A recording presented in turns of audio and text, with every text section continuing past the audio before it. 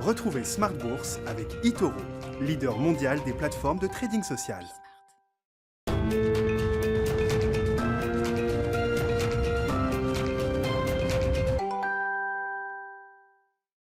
Et c'est reparti pour Smart Bourse, votre double dose quotidienne de marché en direct sur Bismart. Chaque jour à la mi-journée, 12h30, 13h. Et en fin d'après-midi, désormais, la grande édition pendant 1 heure à partir de 17h. Au sommaire ce soir, l'indécision qui domine toujours sur les marchés avant des rendez-vous importants cette semaine, à commencer par le coup d'envoi des publications d'entreprises. On aura le chiffre d'affaires de LVMH ce soir, qui sera le premier marqueur important pour la Bourse de Paris. Mais c'est surtout aux États-Unis que la saison de résultats va commencer à partir de demain, en début d'après-midi, avec la publication de JP Morgan et les autres banques, les autres grands noms du secteur financier américain qui suivront tout au long de la semaine. Indécision donc, avec une petite note négative à l'arrivée ce soir pour le CAC 40. Vous aurez le résumé dans un instant avec Alix Nguyen. Sur le front de la macro, le Fonds monétaire international a ajusté à la marge, il faut le dire, ses prévisions de croissance pour cette année et pour l'an prochain, en tout cas pour la croissance mondiale dans son ensemble. Le rythme sera non pas de 6% cette année, mais plutôt de 5,9%. Oui, on est vraiment dans l'épure. Et puis pour 2022, la prévision du FMI pour la croissance mondiale reste inchangée à 4,9%. Le FMI qui prévient toutefois qu'il y a de fortes disparités derrière ce chiffre global pour la croissance mondiale, avec des risques plutôt orientés à la hausse sur le front de l'inflation et plutôt orientés à la baisse sur le front de la croissance. Voilà le message général du FMI aujourd'hui à l'occasion des rencontres d'automne du FMI des banques mondiales qui se déroulent cette semaine à Washington. On parlera des sujets de marché évidemment avec nos invités. Le FMI fait partie de l'actualité du jour, avec les questionnements sur la croissance et sur l'inflation, et puis l'accélération de la remontée des rendements obligataires qu'on observe depuis quelques semaines. Ce sera le sujet phare de notre discussion dans un instant avec nos invités. Et dans le dernier quart d'heure de Smart Bourse ce soir, on s'intéressera spécifiquement au secteur des biotech avec Sacha Pouget, spécialiste du secteur, qui sera avec nous en plateau à 17h45. 2021 est une année de normalisation pour le secteur des biotech.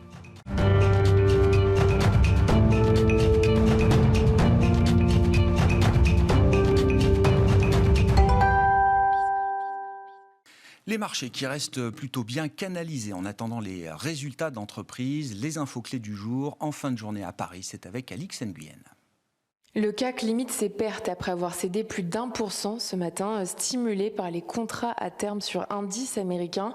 À New York, les technologiques progressaient avant bourse avec un rebond du Nasdaq pour Horizon. Mais ce frétillement ne suffit pas à faire oublier le niveau des prix de l'énergie et les risques d'une inflation durable qu'il implique. Les marchés font aussi montre d'une certaine nervosité à l'approche de l'ouverture de la saison des résultats du 3e trimestre. Les grandes banques américaines se plieront à l'exercice entre mercredi et vendredi. En France, le marché réagira demain à la publication ce soir du chiffre d'affaires d'LVMH. Demain, les marchés découvriront aussi les chiffres des prix à la consommation. Ils seront suivis vendredi par ceux aux États-Unis des ventes au détail. Ils devraient mieux aiguiller quant au calendrier du tapering de la Fed. Le recul de l'indice ZOO du sentiment des investisseurs allemands sur les perspectives économiques ressortait plus faible que prévu ce matin, à 22,3 en octobre, son plus bas depuis le début de la pandémie. Surtout le signe que les tensions sur les approvisionnements et la hausse de l'inflation y impactent la reprise. En Chine, les contrats à terme sur le charbon ont atteint de nouveaux records, alors que les cours du pétrole se maintiennent sur des plus hauts de 3 ans pour le Brent et de près de 7 ans pour le brut léger américain. Les prix des métaux de base comme le nickel ou l'aluminium continuent de monter. Et puis les difficultés du géant immobilier chinois Evergrande continuent de hanter les marchés. Plusieurs créanciers du groupe n'ont pas reçu les intérêts d'un emprunt obligataire alors dû hier. Un contexte bien morose donc qui ne peut que rendre le FMI moins optimiste quant à la croissance mondiale. Dans ces nouvelles perspectives économiques présentées à l'occasion de ces réunions d'automne, l'organisation table désormais sur une croissance mondiale de 5,9% cette année contre 6 prévus en juillet. Et elle a maintenu en revanche sa prévision 2022 à 4,9%. Quelques valeurs à suivre parmi les cycliques. Safran recule, Airbus et Thales aussi. Hier soir, Airbus a publié ses chiffres commerciaux pour le mois de septembre. L'avionneur a fait savoir qu'il n'avait reçu qu'une seule commande le mois dernier, portant à 270 le nombre en brut depuis le début de l'année. 40 appareils ont été livrés, dont seulement 30 à 320. Et puis EDF progresse sous l'effet d'une annonce d'Emmanuel Macron aujourd'hui à l'occasion de la présentation du plan France 2030. Pour la décennie à venir, la France compte se doter de petits réacteurs nucléaires modulaires. Ils sont l'une des 10 priorités du plan d'investissement de 30 milliards d'euros dévoilé par le président français. Demain, la séance sera rythmée par les annonces de JP Morgan Chase, mais aussi l'inflation américaine. En soirée, les investisseurs se pencheront sur le compte-rendu de la dernière réunion de la Fed. Tendance, mon ami, chaque jour avec Alix Nguyen à 12h30 et 17h dans Smart Bourse sur Bismart.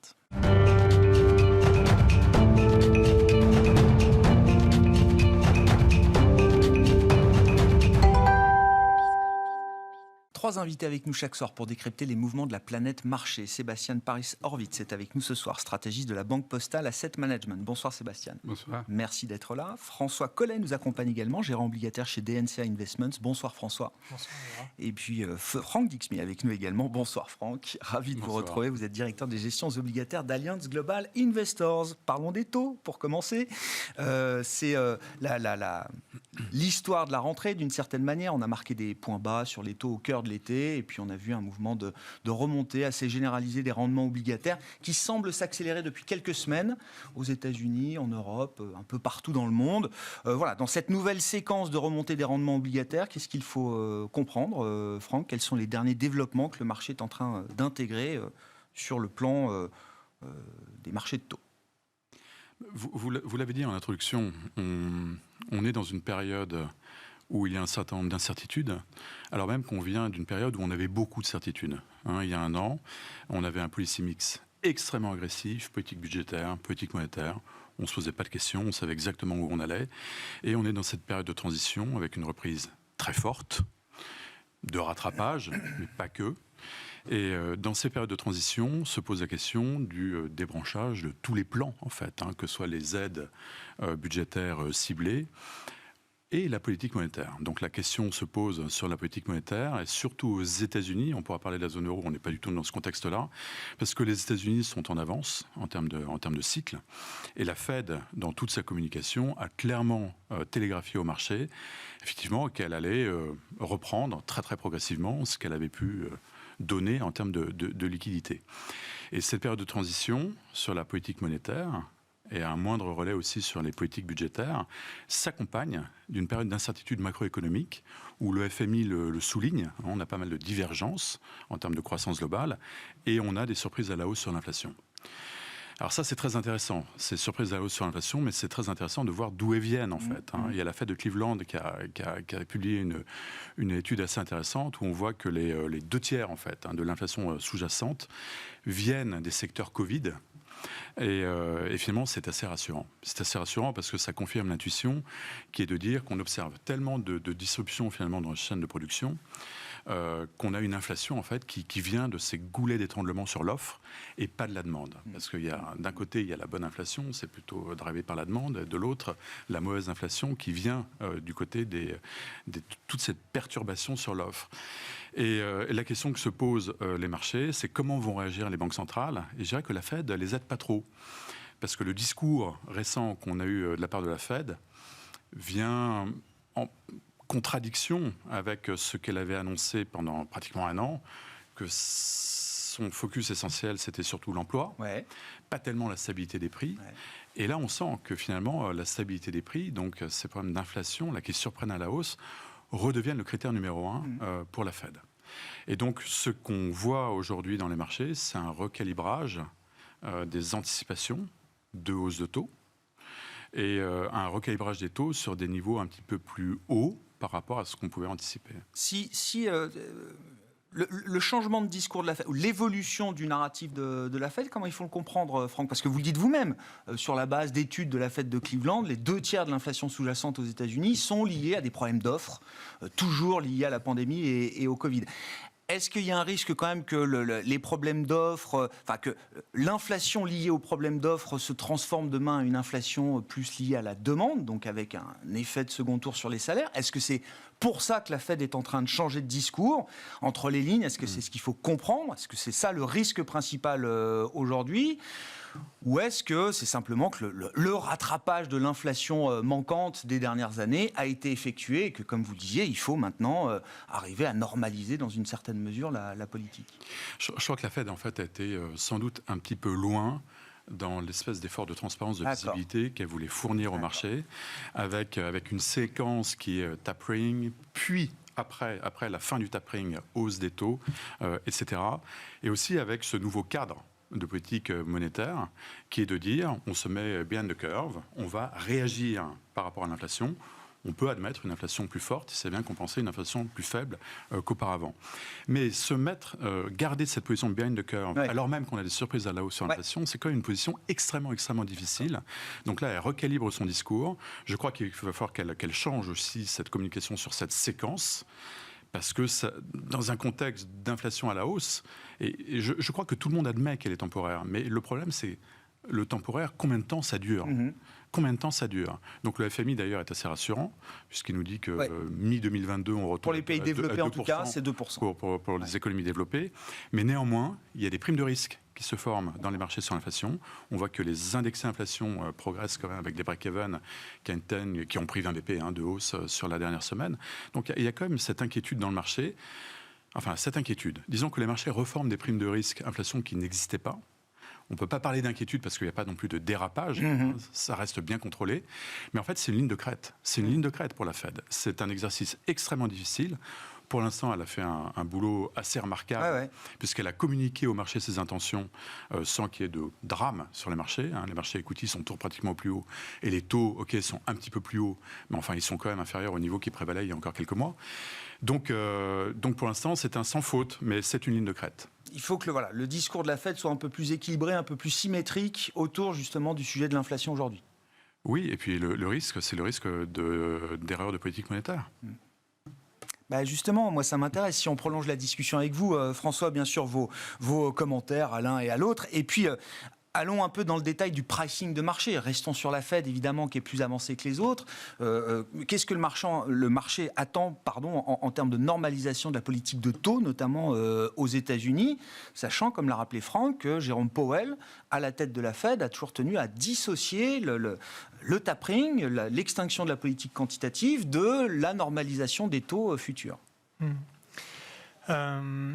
Effectivement, la Fed cherche à dissocier les séquences et elle veut surtout pas que le marché soit en avance sur ce qu'elle va communiquer, parce que le marché, si les taux d'intérêt long terme devaient remonter trop vite, ferait le travail à la place de la Fed. Elle veut garder le timing. Donc c'est important. Oublions pas qu'il y a encore 4 ou 5 mois, la Fed nous disait que le tapering, ce serait pendant très très très longtemps, et puis que finalement on l'aura d'ici peu de temps.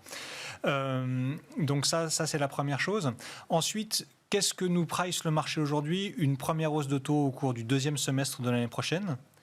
Et si on regarde un petit peu plus loin, on a grosso modo 150 points de base de remontée de taux anticipés par le marché de la part de la Fed au cours des 3 prochaines années. D'accord. Ça veut dire quoi? Ça veut dire que le marché nous dit qu'on aura les taux de la Fed au même niveau qu'avant la crise du Covid en 2024.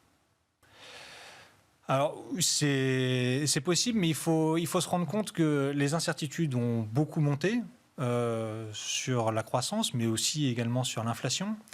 Que cette année, on aura largement comblé l'output gap, c'est-à-dire comblé le déficit de croissance qu'on a ouvert pendant la crise du Covid. On a également comblé l'inflation gap qu'on avait ouvert depuis quelques années. Et finalement, la question peut se poser, est-ce que l'environnement macroéconomique justifie d'avoir des taux d'intérêt encore 150 points de base sous ce qu'ils valaient avant la crise du Covid. C'est une vraie question, et je pense qu'il est tout à fait possible que la Fed ait besoin, si l'inflation se montre ne pas être si transitoire que ça, ce qui est, encore une fois, je pense qu'il faut s'ouvrir un petit peu à cette possibilité-là. La la probabilité, et les marchés sont là pour pricer les probabilités, que l'inflation dure plus longtemps que ce qu'on anticipe, me paraît aujourd'hui significative. Il faut probabiliser ce scénario-là, et dans ce contexte, les taux d'intérêt ont encore sans doute un petit peu de place pour aller continuer à pricer un peu plus de hausse de taux de la Fed. Oui. Ah oui, donc c'est-à-dire que l'idée qu'on aurait une hausse de taux en 2022, le lift-off, comme on dit en 2022, plus 3 hausses de taux chaque année en 2023 et 2024, vous dites que c'est peut-être pas encore un scénario très agressif. Non, c'est possible, mais c'est pas très agressif, non. Ah ouais. Bon. Moi, c'est beaucoup plus brutal. Moi, je pense que la Fed n'a pas du tout changé. C'est-à-dire la Fed, depuis qu'on est sorti de la précédente crise, d'ailleurs, c'est pas la seule banque centrale du monde développé qui dit l'inflation n'existe plus. Et c'est vrai qu'il y avait des dynamiques qui étaient associées à des faibles inflations, la globalisation, l'organisation du marché du travail, la technologie. Il y avait plein de facteurs qu'on disait séculaires et qu'on pense vont revenir tout de suite après cette crise. Or, pendant cette crise, il y a quelque chose qui a changé. On le sait, outre ces goulots d'étranglement créés par la crise, par un effort incroyable des pouvoirs publics pour relancer vite la demande est allée plus vite que l'offre. On a créé des goulots d'étranglement un petit peu partout. Je pense qu'on vit un moment différent et surtout, on a ces policy mix qui a complètement changé. On en a parlé plein de fois, Grégoire, et on voit bien que la capacité de la politique monétaire à transmettre son impulsion est beaucoup plus forte aujourd'hui. Et on se retrouve effectivement dans des situations où on a toujours le même paradigme qui règne à la Fed. Monsieur Powell, outre le fait qu'il veut absolument retrouver son poste quand la décision sera faite, je pense que rarement, à la rigueur, même Greenspan n'était pas aussi dovish, comme on dit, que M. Powell. Powell a, pour le dire un peu brutalement, un peu peur de son ombre. Et donc, la Fed, depuis pas mal de temps, a adopté, comme le disait Franck, ce court-termisme, c'est-à-dire on réagit aux chiffres parce qu'on n'est pas capable finalement de prévoir avec clarté le futur. Et surtout, notre objectif, c'est l'emploi. L'inflation, ce n'est pas vraiment un problème.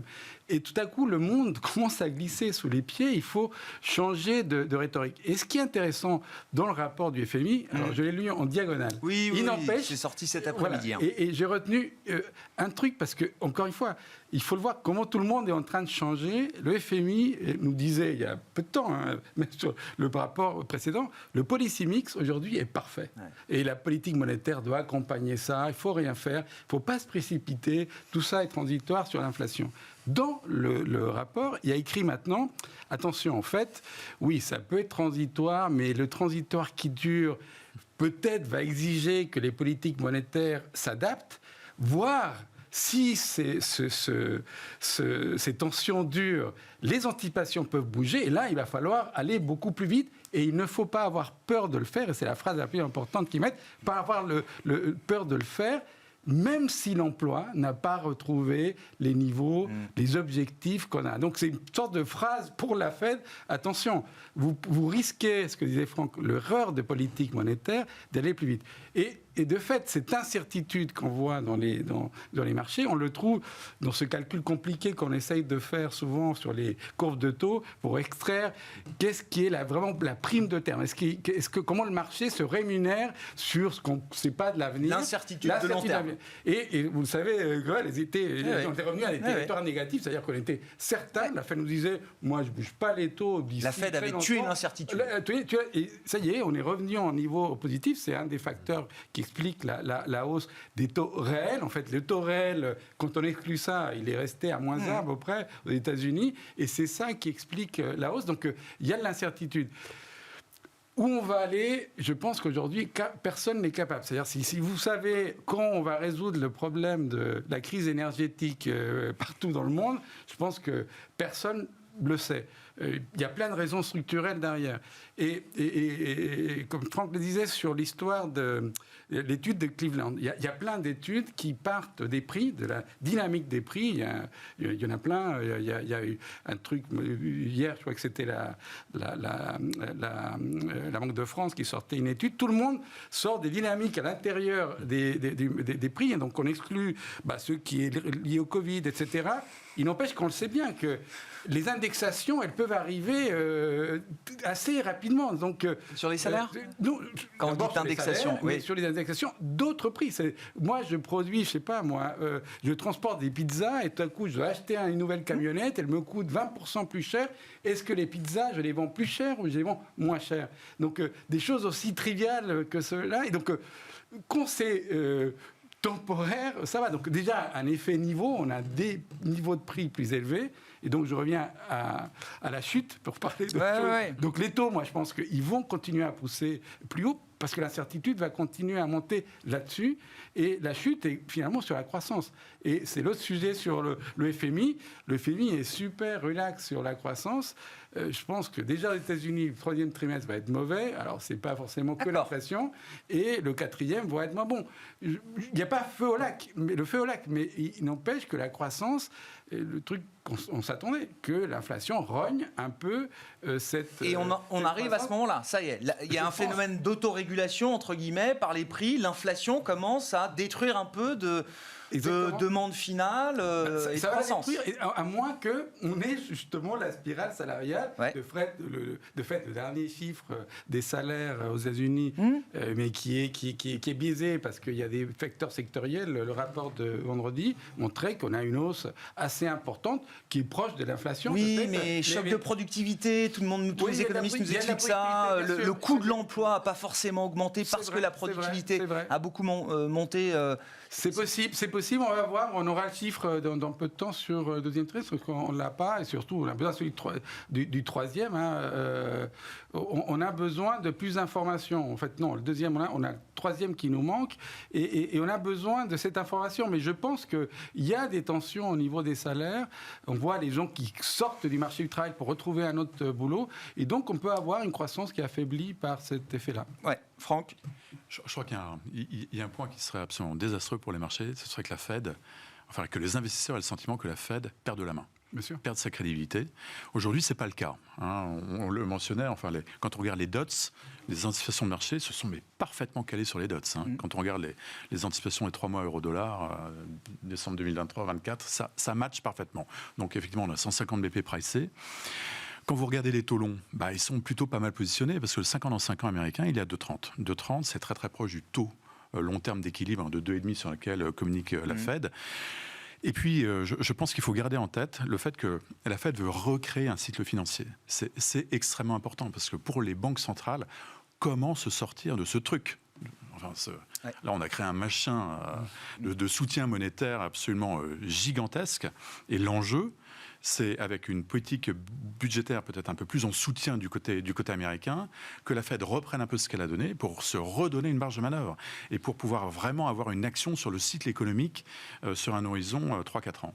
Et ça, je pense que c'est un enjeu majeur. Et là, hélas, la BCE n'est pas du tout dans cette optique-là. Ouais, on va en dire un mot. Mais juste un mot là sur le marché du travail américain. Comment vous comprenez, alors c'est ce gap qui est en train de se creuser, François, entre les postes à pourvoir et les demandeurs d'emploi. Là, on voit des courbes qui se sont croisées quand même très violemment. On a déjà observé ça dans le passé. C'était fin du mandat de Trump, quand on arrivait à 3,5% de taux de chômage.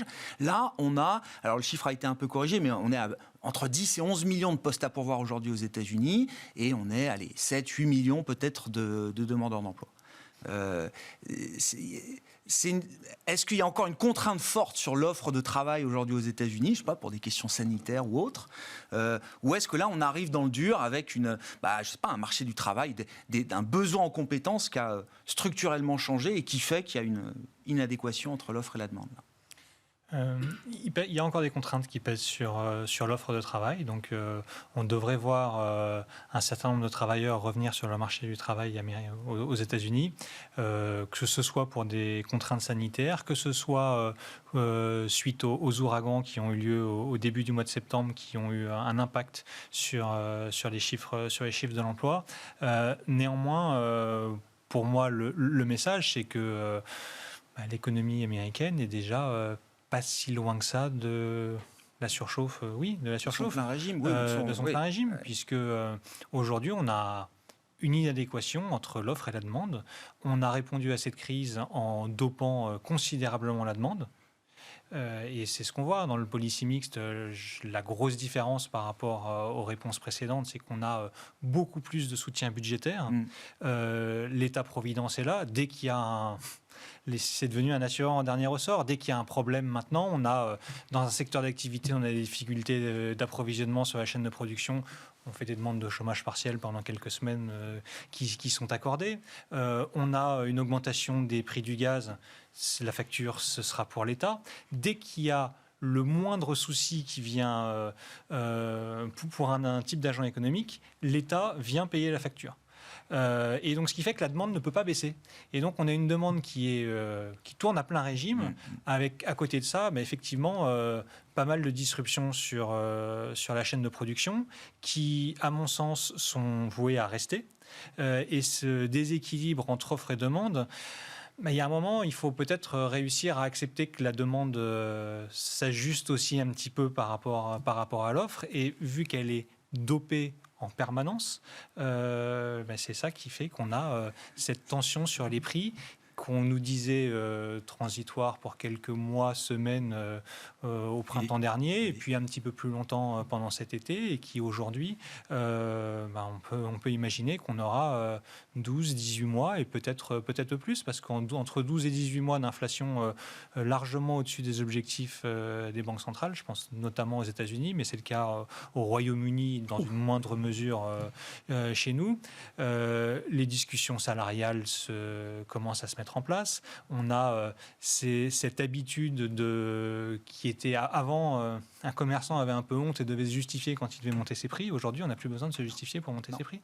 Donc je pense... Et on l'affiche fièrement. Enfin, moi, on le voit tout. Non, mais ce que je veux dire, c'est, voilà, en raison de l'augmentation de 75% de ma matière première principale, c'est affiché dans les magasins. Mes prix finaux augmentent aujourd'hui de 10-15%. Voilà. Et donc, l'ensemble des agents économiques, je pense, sont prêts à accepter plus d'inflation, et c'est souhaitable également pour nous tous. Oui.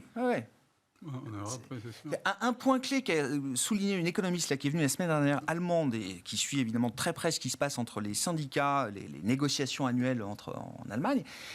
Point très intéressant, parce qu'on a du mal à imaginer ça en France, mais le degré de responsabilité des syndicats dans la concertation générale en Allemagne fait que les syndicats entrent dans la négociation salariale de l'automne, là en ce moment, avec des demandes un point plus faibles que les demandes traditionnelles en termes de hausse de salaire qu'ils avaient avant la crise. Donc ils partaient généralement en demandant 6-7% de hausse, ils atterrissaient autour de 3%, en tout cas sur les dernières années avant crise, c'est ce qu'on observait. Là, ils partent un point en dessous de la demande habituelle, et donc on imagine qu'en préprogrammé, en tout cas, ça donne un résultat qui sera normalement pas au-delà de ce qu'on avait avant crise sur les salaires allemands. Bon, l'inflation en Allemagne, elle progresse plus rapidement qu'ailleurs. 5,5% en fin d'année, bien sûr. Et pour des raisons structurelles. Alors, pour IG Metall, le problème, c'est que l'industrie allemande, notamment automobile, comme toute l'industrie automobile dans le monde, effectivement, il y a un problème qui doit faire peur aux syndicats sur l'emploi, etc., parce qu'on n'arrive pas les usines sont stoppées. Donc, je pense que ça joue sur ces revendications. Quand on regarde de façon plus large, je pense que les pressions sont bien là, parce que la demande, elle est toujours bien tenue. Et de fait, on va voir, nous, au contraire, un très bon troisième trimestre de croissance en Europe. Et pour revenir à l'emploi américain, je pense qu'il y a des changements structurels qui se sont opérés liés au Covid, rien que, on en parlait tout à l'heure ensemble, sur la façon dont les gens travaillent, sur peut-être des gains de productivité associés à ça, mais des déplacements qui vont plus se faire, etc. Mais quel impact ça aura sur les salaires, sur la façon dont les négociations se font? On ne sait pas. Donc, il y aura plein de changements structurels qui s'opèrent. Mais à très court terme, on voit bien aux États-Unis, et je pense que tout le monde va écrire là-dessus, essayer de le penser, on n'arrive pas à faire remonter le taux de participation. Il reste très faible. Est-ce qu'il y a des gens, structurellement, on a déjà vu ces chutes, la précédente crise, c'était la même chose. On voit ça et on n'arrive plus à remonter. Et sauf tout à coup, il y a une sorte de croissance, on fait des cadeaux à tout le monde, c'était l'ère Trump, et on commence à embaucher des petits jobs qu'on n'arrive pas à retrouver aujourd'hui à cause du Covid, et essentiellement dans la restauration, etc. On a vu dans les chiffres 2 mois déjà où c'est à tonnes.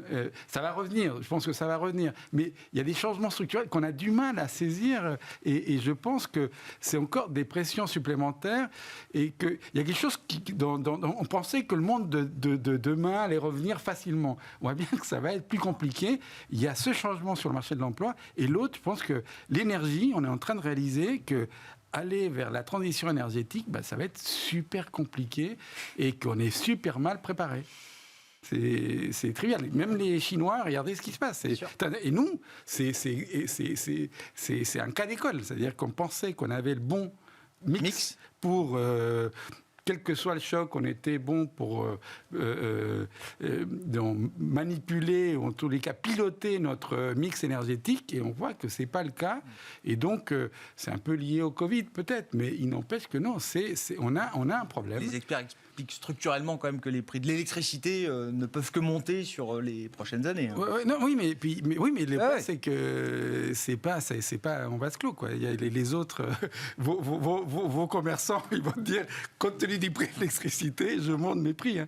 Et on ne voit pas comment on s'en sort. On sait qu'on a besoin d'un prix du carbone plus important, mais ces histoires de pilotage, il y a un rapport très bon qui s'est sorti au printemps, je crois, de France Stratégie, qui expliquait ce problème qu'en France, en Europe, on a un problème de pilotage, parce que si on n'a plus de nucléaire, vu la vitesse à laquelle on fait s'en défaire, on n'a plus évidemment de fossiles. Mais ça, c'est un gros argument quand même, vous dites, pour la thèse... nucléaire.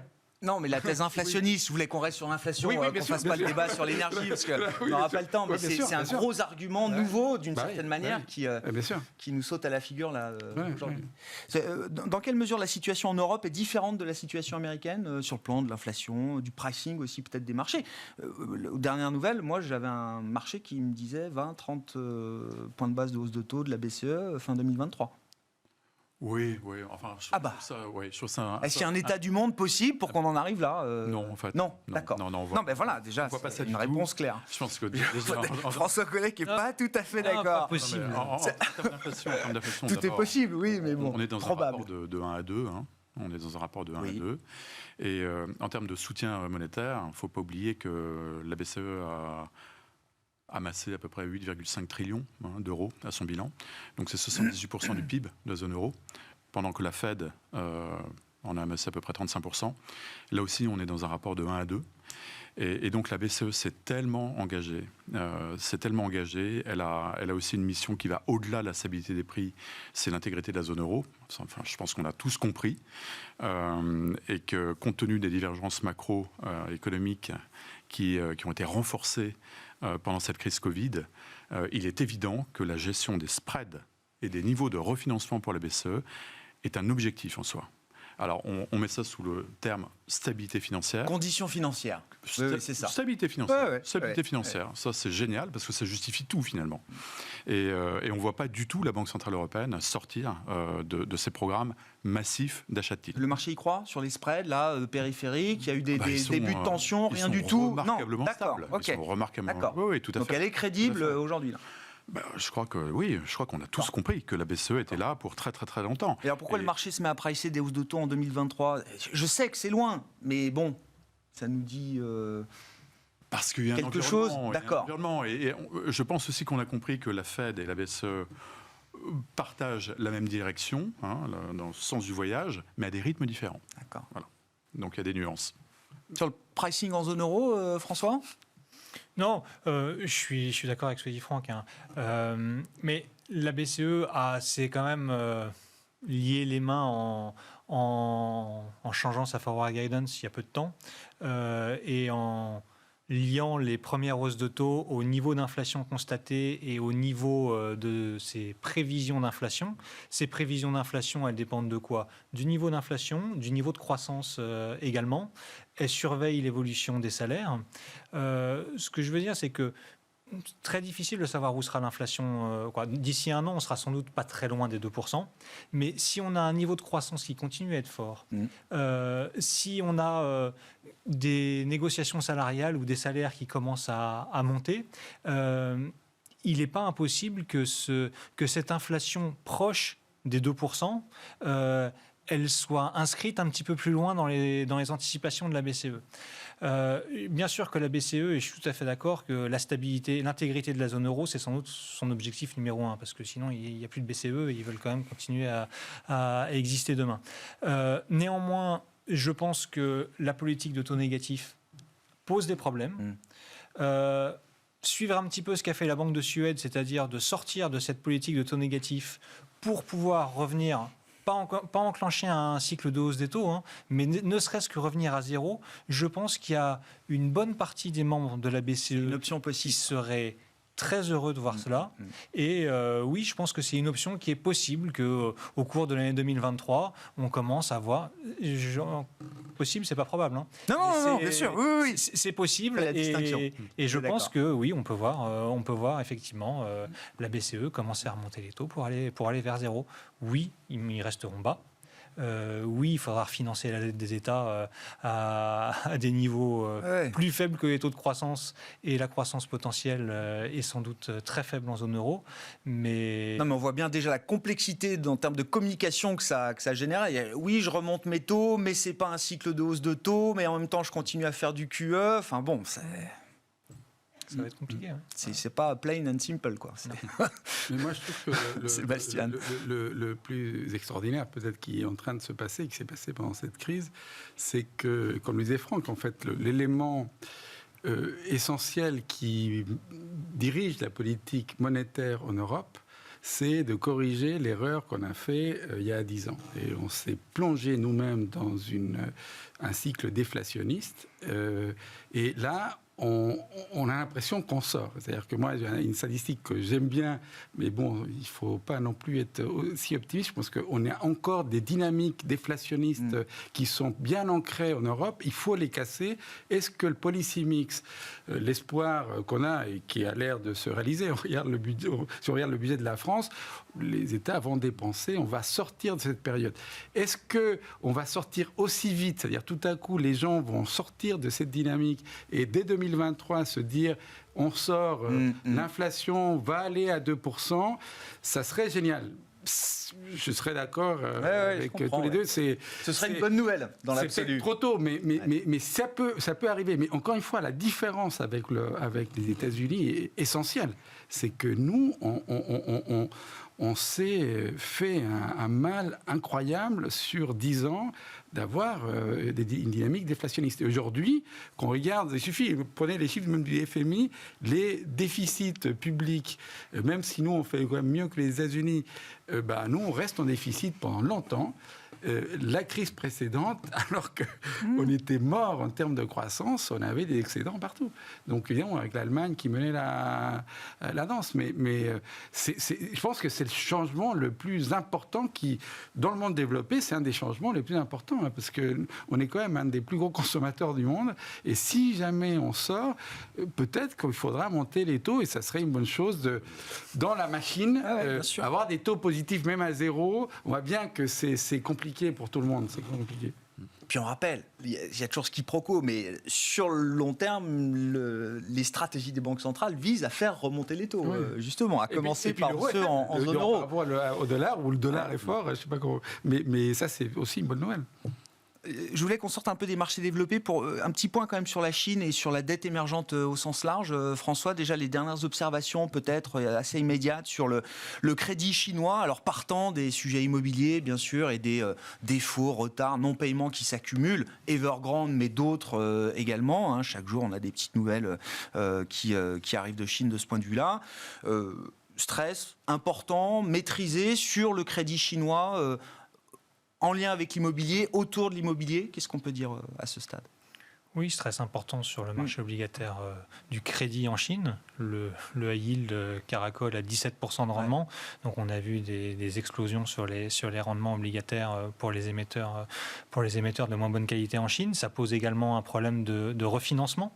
Évidemment, ça va être compliqué pour ces entreprises dont la dette arrive à échéance de se refinancer sur le marché à ces taux qui sont prohibitifs. Donc oui, là-dessus, on a un vrai stress de marché.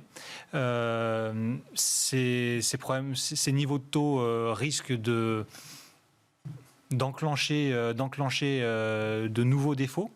Néanmoins, je pense que les autorités chinoises ont la capacité de cantonner ça au marché obligataire chinois, ou au marché du crédit chinois. Et on voit que les emprunts d'État chinois tiennent très bien, la devise chinoise tient très bien.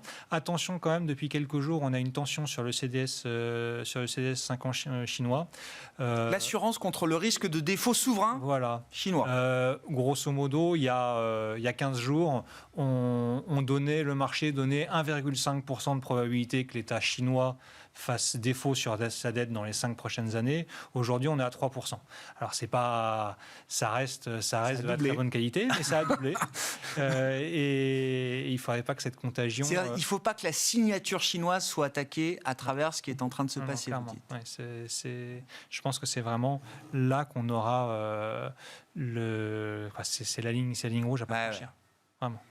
Et sur la dette émergente au sens large, alors asiatique peut-être en premier lieu, est-ce que ça crée des opportunités pour vous ? Est-ce que ce stress de marché avec des petits phénomènes de diffusion, de contagion, c'est des opportunités pour des gérants crédit ? Alors, sur le crédit, on est plutôt méfiant sur tout ce qui est dette émergente. Pourquoi ? Parce que on n'a pas forcément la même transparence ou les mêmes standards de communication financière sur les entreprises. Par contre, ça provoque des tensions sur les souverains émergents, sur certains souverains émergents. Je viens de donner l'exemple du CDS chinois, qui pour nous offre des opportunités et on ne voit pas de contagion au marché souverain émergent sur lesquels, oui, on commence à déceler des opportunités. Ouais, c'est de la pure mécanique de marché, vous dites, qui offre ce genre d'opportunités aujourd'hui. Ouais. Sur le stress chinois, la dette émergente Franck ? Oui, alors sur la dette émergente, il y a quelque chose d'intéressant parce qu'on a beaucoup parlé d'inflation, mais quand une banque centrale émergente dit attention, l'inflation est temporaire, curieusement, elle n'a pas le même crédit dans les marchés que la Fed ou la Banque Centrale Européenne. Et ça crée des opportunités. Alors, elles ont dégainé déjà. Hein. Il y a eu déjà beaucoup de hausses de taux dans le monde émergent. Mais je sais que nos gérants émergents sont très, très occupés justement à séparer d'un côté des crédits plutôt fiables des autres. Et dans ce contexte où on met tout un peu dans le même panier, il y a des histoires intéressantes. Ouais. Donc, sélectivement, on est quand même très intéressé. Et sur la Chine, alors... C'est 30% du PIB, le secteur immobilier et la construction en Chine. Donc on ne peut pas imaginer une seconde que le gouvernement, que les autorités chinoises laissent la situation s'envenimer. Donc quelque part, il y aura un coupe-circuit. Mais à part ça, c'est un raisonnement qui est totalement insatisfaisant parce que c'est un raisonnement qui nous a fait commettre des erreurs. On se disait Evergrande, c'est too big to fail. Eh bien si, quand même, ça fail. Donc, alors maintenant, moi j'entends maintenant, il faut que... Pékin autorise le défaut d'Evergrande pour gagner en crédibilité sur son marché du crédit, par exemple. Il n'y avait aucun défaut en Chine ces dernières années. Pékin était toujours là pour soutenir les entreprises. Intéressant ce que disait François tout à l'heure. Nous, dans le monde développé aujourd'hui, on interdit les défauts. Dès qu'il y a un problème quelque part, hop, on fait un chèque et les banques centrales s'en occupent. En Chine, j'ai l'impression que c'est un peu la dynamique inverse. On voit des entreprises, y compris dans la sphère publique, qui font des petits défauts ici et là, autorisé par Pékin, ce qui n'arrivait pas les années, dans les cycles précédents, j'entends. Oui, il ne faut pas oublier que Huawei, qui a été sauvé quand même, pour l'instant, et son actionnaire, c'est le ministère des Finances. Ouais. Donc c'est quand même assez fascinant. Mais de toute façon, les autorités chinoises ont donné aussi une grille de lecture. On a les 3 fameuses red lines, notamment en termes de levier au bilan. Et avec cette grille de lecture, on peut aussi faire la différence entre des crédits qui sont vraiment à risque et les autres. Un mot rapide pour conclure, Sébastien. Pour les Chinois, too big to fail, c'est too big. C'est simplement ça. Donc, et ils ne veulent plus avoir ces boîtes qui posent des problèmes systémiques et ils veulent mettre de l'ordre dans l'immobilier. La méthode, on peut la discuter, mais c'est leur méthode. Est-ce qu'ils ont la capacité d'arrêter ce chamboulement, l'espirale, où il y aura des morts Je pense que malheureusement, même des personnes, des dirigeants de certaines de ces entreprises vont vont subir les conséquences. Mais pour l'instant, on voit bien que, en tous les cas, dans les chiffres, on voit pas le secteur immobilier, qui est très important, entre 25 et 30% du PIB, s'écrouler. Donc c'est la bonne nouvelle. Il n'empêche que, aujourd'hui, le plus gros problème des Chinois, c'est bien la crise énergétique. C'est-à-dire qu'ils se la payent deux fois, parce qu'ils ont des inondations dans la région du Nord, là où il y a le plus de production de charbon, et donc il n'y a pas d'électricité. Donc les boîtes, elles s'arrêtent. Donc les premières estimations tombent sur le 3e trimestre chinois, et c'est rare, il faut le signaler, peut-être qu'on aura un trimestre négatif. Ah ouais, à suivre. Bon, le FMI n'a pas tellement changé sa perspective pour la Chine. Ils sont toujours à 8% cette année et 5,6% l'an prochain. Merci beaucoup, messieurs, d'avoir participé à Planète Marché ce soir. Sébastien de Paris-Sorvitz, la Banque Postale Asset Management, François Collet, DNCA Investments et Franck Dixmier, Allianz Global Investors.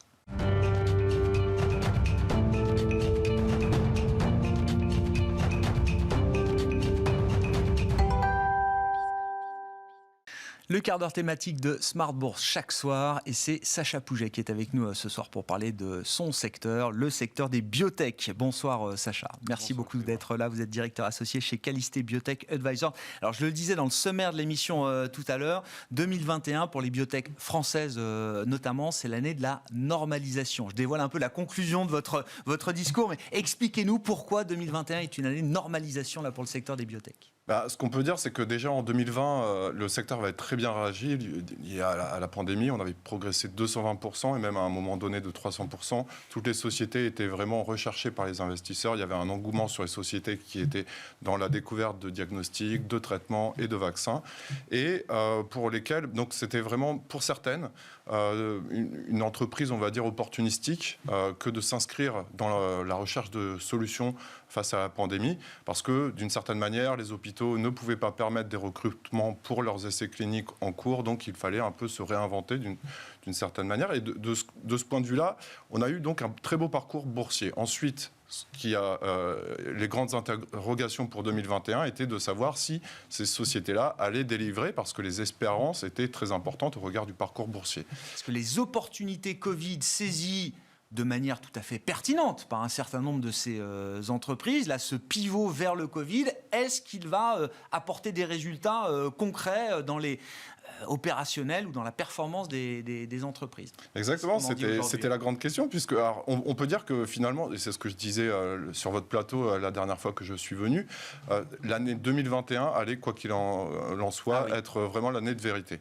Alors, chargé de constater que finalement, il y avait beaucoup d'attentes sur les traitements. Les traitements, lorsqu'on regarde d'un point de vue global, pas uniquement en France, mais européen, mondial, on se rend compte que finalement, aucune société n'a pu trouver de traitement efficace. Il y en a une, c'est Merck qui l'a annoncé cette semaine uniquement. Ils n'ont pas encore l'accord FDA pour mettre sur le marché leurs produits, qui a obtenu de bons résultats, puisqu'on a une baisse de 50% des hospitalisations et des décès dans le Covid-19. Donc c'était un bon résultat dans les traitements, mais pour le reste, il y a eu beaucoup d'échecs, et notamment en France.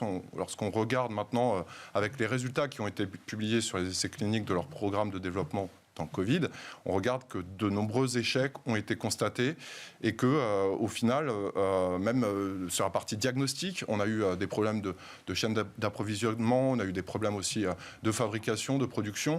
Donc, il y a eu véritablement, sur cette année de vérité, un constat mi-figue, mi-raisin. Il y a par contre dans les vaccins où on a encore un espoir avec Valneva, un titre qui développe un vaccin Covid et pour lequel on attend des résultats de phase 3 qui seront cruciaux d'ici la fin de l'année. Oui, enfin pour Valneva, si on en dit un mot spécifique, encore un espoir, surtout essayer de raviver l'espoir après l'échec du contrat britannique qui a coûté 40-50% de capitalisation boursière à Valneva et ses actionnaires.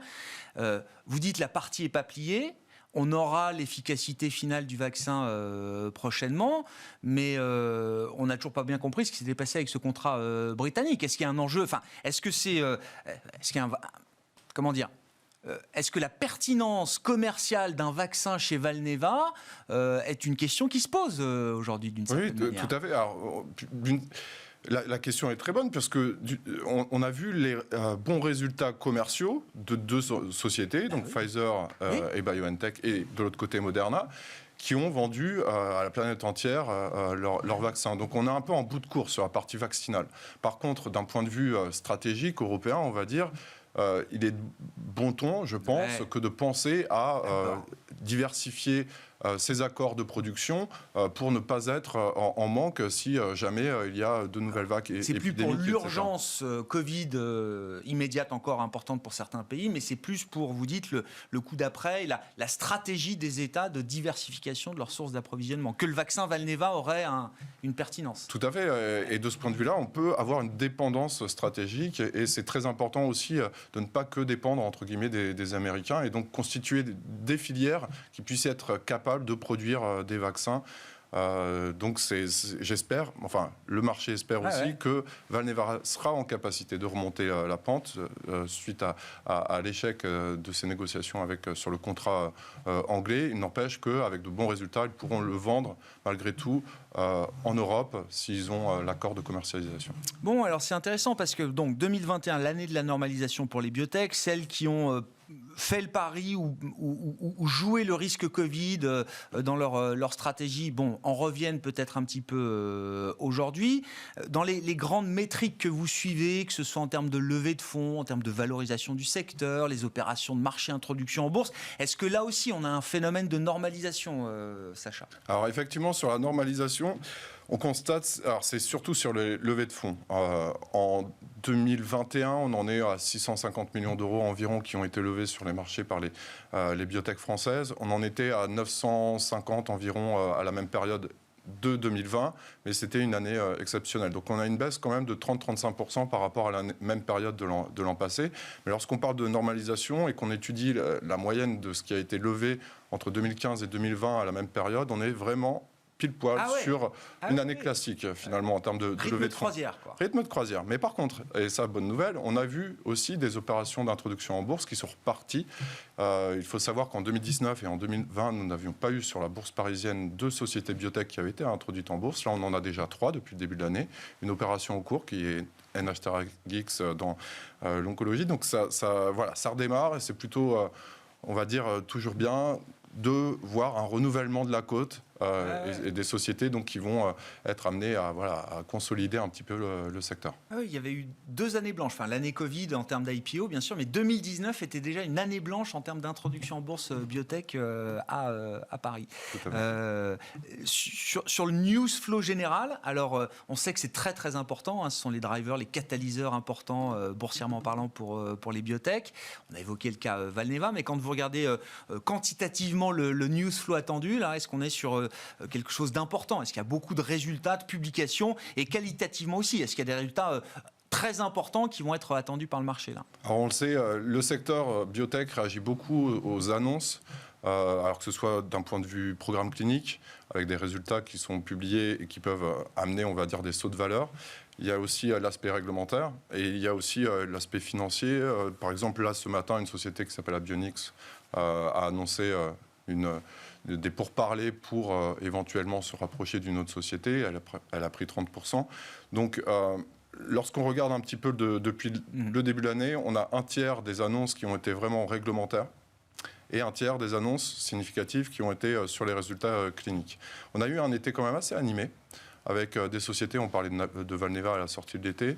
On a eu Innat Pharma qui a beaucoup progressé suite à des bons résultats dans le cancer du poumon. Elle prenait le 17 septembre 48%. Il y avait aussi Osé Immuno qui a pris 20% le 20 septembre. Donc on a été quand même servi en news. Et pour la fin de l'année, on va assister à 3 publications. Donc on parlait de Valneva. Il va y avoir les résultats de phase 3 d'ici la fin de l'année. Prochainement dans les prochaines semaines, probablement dans les prochaines semaines, sur les résultats de phase 3. On va avoir aussi une société qui s'appelle Eritech, qui va publier des résultats sur une phase 3, donc la dernière phase avant l'enregistrement, très importante. Dans le cancer, sur le programme Eriaspace, dans le cancer du pancréas, on devrait avoir les résultats dans les prochaines semaines, pareil, avec un gros impact, un impact très significatif sur le cours de bourse. Si c'est positif, ça devrait décaler de 100, 200, 300% probablement. Par contre, si c'est négatif, ça pourrait perdre c'est qui tout 75%. double, quoi. Là, c'est qui tout Ah double ouais, sur Erytech. Mais il pourrait y avoir un effet collatéral aussi. Ouais, bien Souvent, sûr. c'est comme Mais ça oui, que ça marche. C'est un peu emblématique quand on arrive sur ces phases 3 avec les résultats finaux attendus. Donc Erytech, vous dites. Erytech, Valneva, et puis on a Sensorion aussi, une société qui va publier des résultats de phase 2 cette fois-ci, d'ici la fin de l'année. Donc ce sera aussi scruté par le marché. L'audition, si je dis pas de bêtises. Audition, exactement. Ouais. Merci beaucoup pour votre éclairage, toujours très précieux sur ce secteur des biotech dont vous êtes expert. Sacha Pouget avec nous en plateau ce soir, directeur associé chez Calisté Biotech Advisor. Ainsi se termine Smart Bourse. On se retrouve demain en direct à 12h30 sur Bismart.